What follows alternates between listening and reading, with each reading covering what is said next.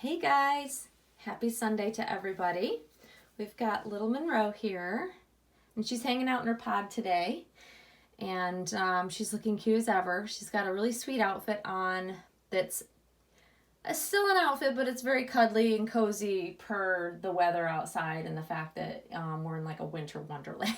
It's currently snowing as we speak pretty heavily, and it has been most of the day. Her cream onesie is by Pili Carrera. I'm sure I'm butchering the name pronunciation of that, but it's a cute cream onesie I've had for quite some time. It's just got the really pretty neckline on it, and the leggings are by Stella McCartney.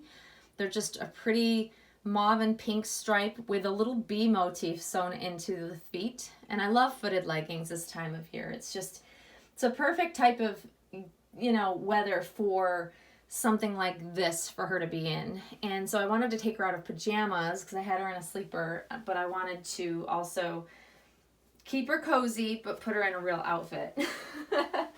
So this is what I chose.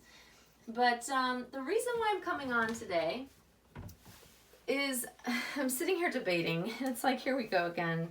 The big debate of the moment of Kelly is, do I change her and put her into a, Christmas quote unquote outfit?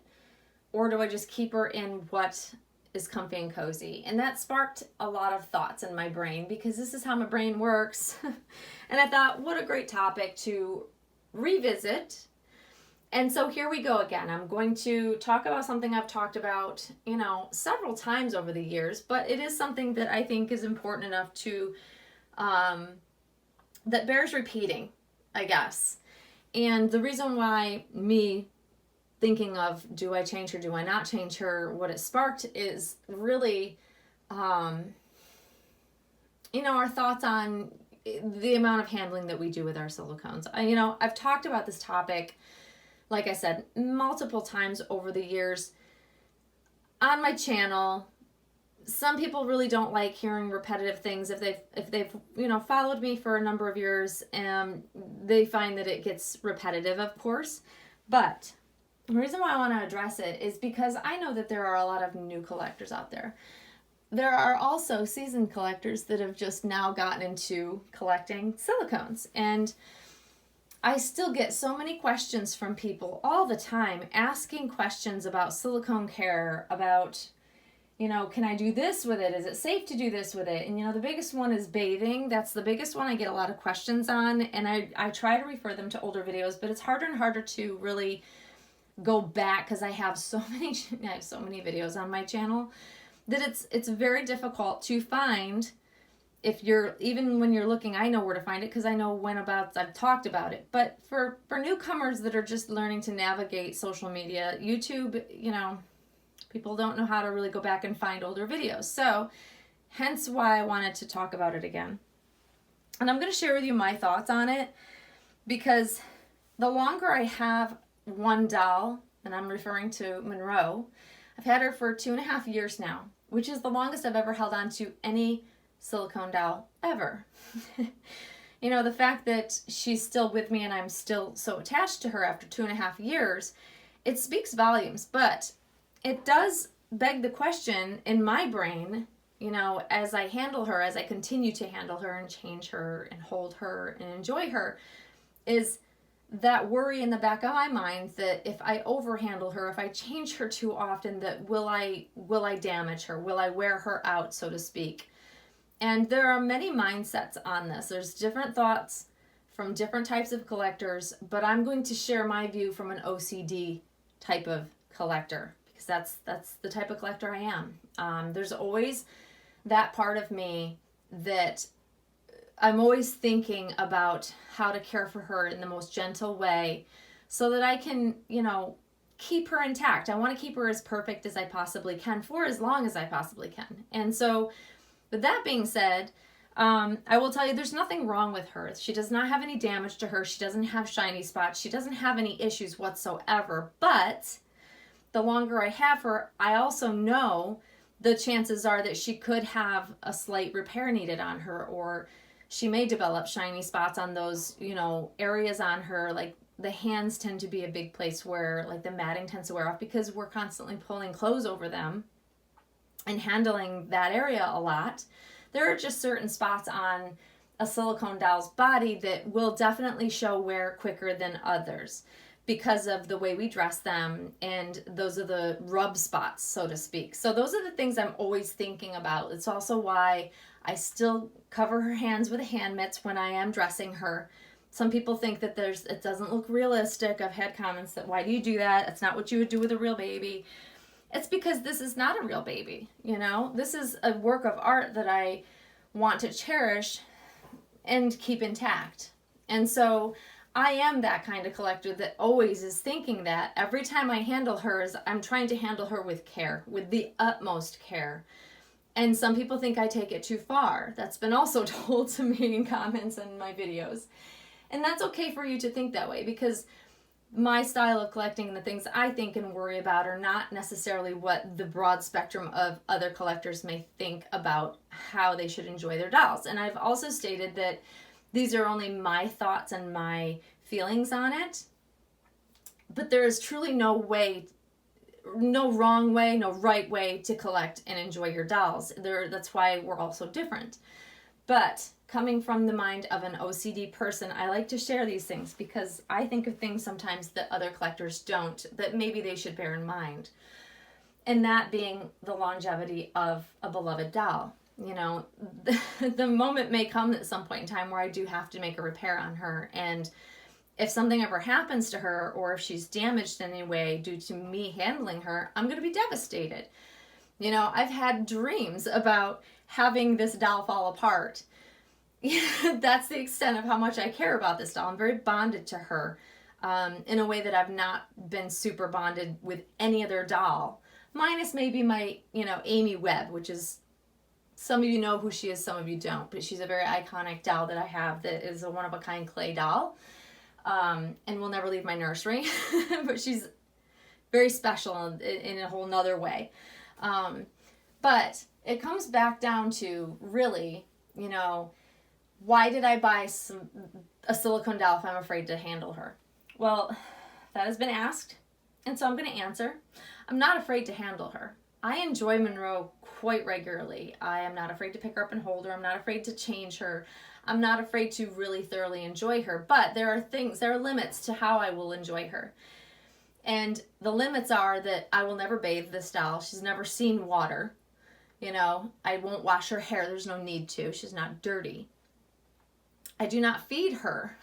She does not have a drinking wet, and if she did, I would never use it. The extent I will go to is that I will sit and hold her and rock her, and I change her. I don't do role play because it's just not the type of collector I am, but I enjoy watching others do role play with their dolls, and I think it's wonderful to watch. It's just not who I am as a collector, and that's just, we're all different.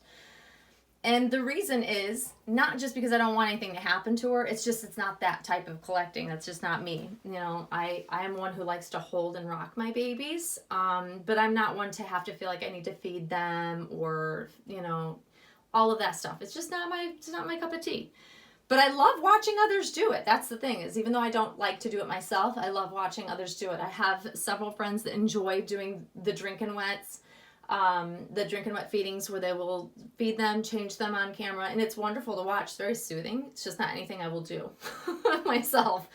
But in the eyes of me trying to enjoy my dolls, one of the reasons why I decided to purchase reborns and have them is so that I can preserve Monroe. That's one of the reasons behind it, because as much as I want to change Monroe, you guys have seen me change her plenty of times over the 2.5 years I've had her.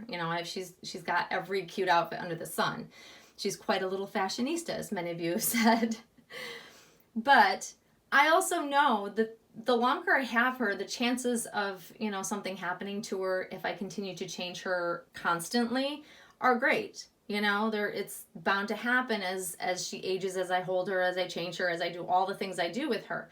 So bringing home Rowan was really ideal for me because I still get to enjoy the sculpt. Granted, he's vinyl, he feels different, but I still get to enjoy that face. I still get to enjoy the style of the sculpt, the body type that it is, but without fear of, damaging him. And yes, reborns can be damaged as well. I know this, but they're less likely to be, damaged in the same way the silicone will. With vinyl reborns, like it's a much less investment. That's the biggest thing, is that I have less money in Rowan than I do compared to Monroe, clearly.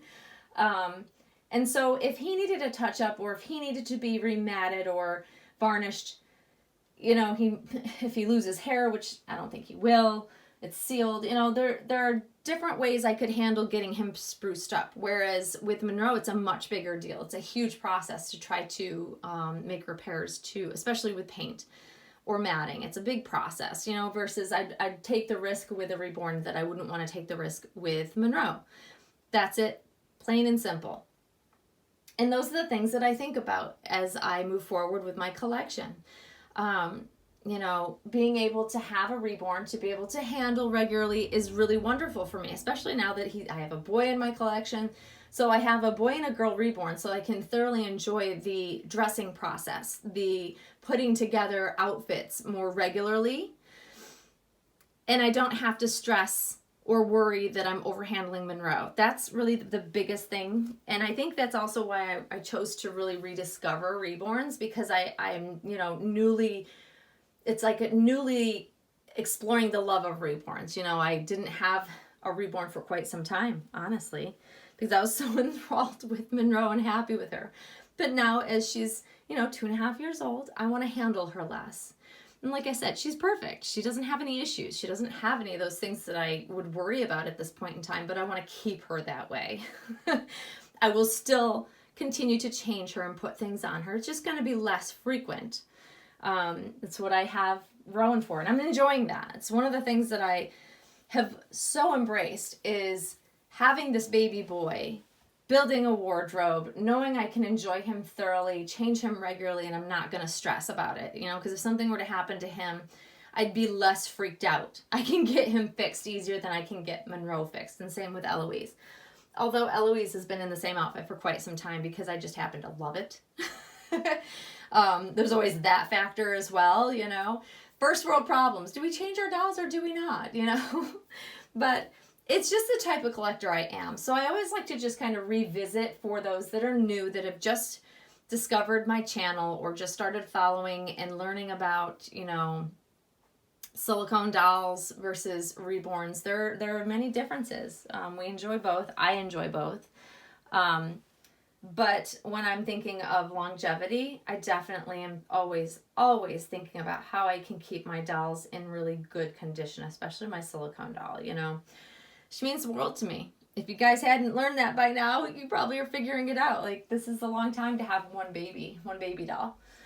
And I'd love to think of, always having her, but that, that could change. So that's also part of my thought process, is if I ever want to sell her to somebody else to enjoy, I want her to be in the best condition possible. I don't want someone else to buy a doll that was overhandled or, take on problems that may occur with the doll. I want to sell the doll as perfect as possible. It's just the things I think about.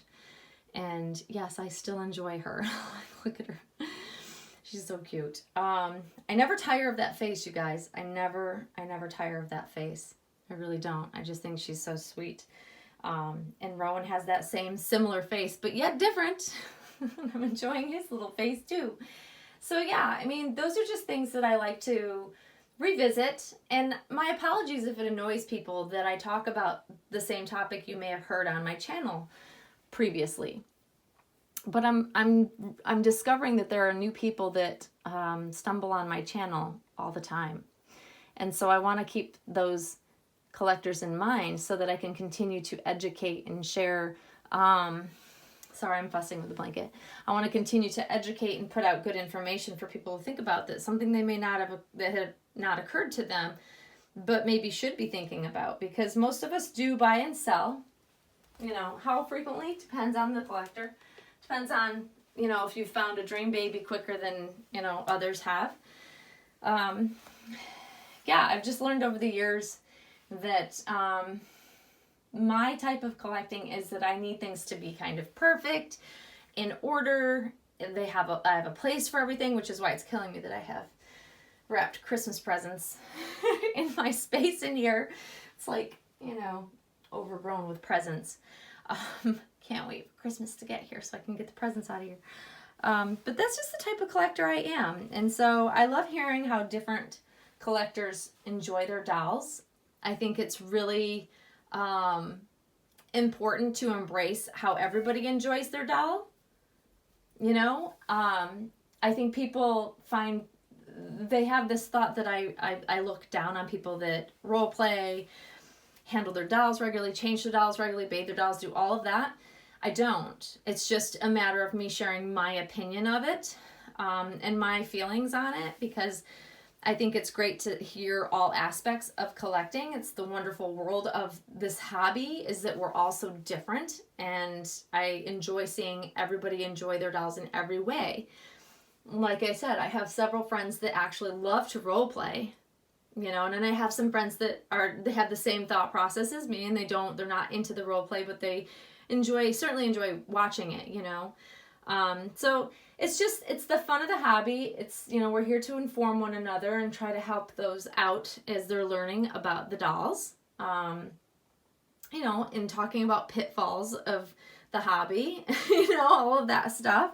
So I'm going to continue to do that. So hopefully you'll find my thoughts on this, at least a little helpful.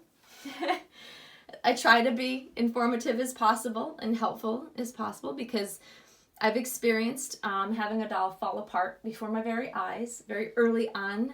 I don't know, maybe not very early on, but very early on in my silicone collecting. I'll say that much. Early on in my silicone collecting, I watched a doll that was made of tin silicone fall apart.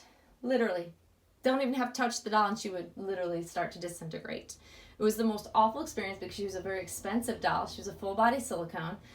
And I was devastated by it. I took a huge loss on her. And she felt like a dream baby at the time until she started falling apart. I never want anybody else to ever experience that if I can help it. And luckily we've come a long way in the silicone world of what basic silicone mix we should be using and what's durable and what's not. But there's still that concern because silicone overall compared to a vinyl reborn is just a much more delicate medium. And we really just should keep that in mind as we purchase and handle and, enjoy our dolls. It's just something to be aware of. It's still delicate. It's durable, but it's still delicate. And I've mentioned this before, that also it always kind of, swirls around the back of my mind is, how long does the silicone really last for? Do we know? What's the shelf life? Those are the things that are unknown to us. There are dolls that have been made in platinum silicone 20 plus years old and they're holding up just fine. But is there a shelf life? Is there an expiration date to it? Does it start to break down after a period of time? I don't know that. Artists don't know that. None of us really know that. So it's that bit of unknown that also kind of freaks me out as a collector because I'm so bonded to Monroe especially. Or any silicone doll I would have at the time, But just that's the way my brain works. I think of these things. I like to throw it out there so that others can think of these things as well. But anyways, I'm going to stop talking about this because I could talk about this for hours and my thoughts on it.